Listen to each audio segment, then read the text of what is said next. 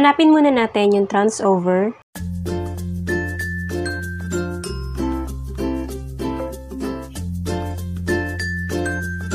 Tapos ito, click nyo lang yan.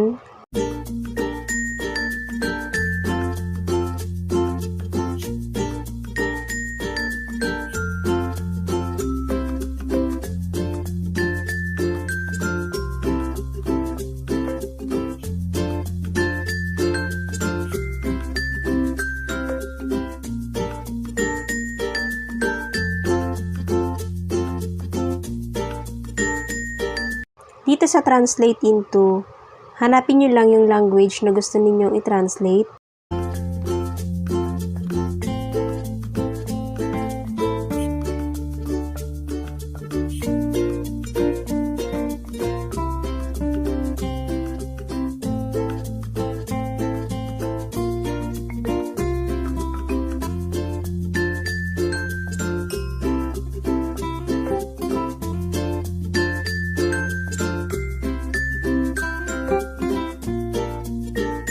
Dito sa gilid, nasa inyo kung anong gusto ninyo dyan, click on word or point at word.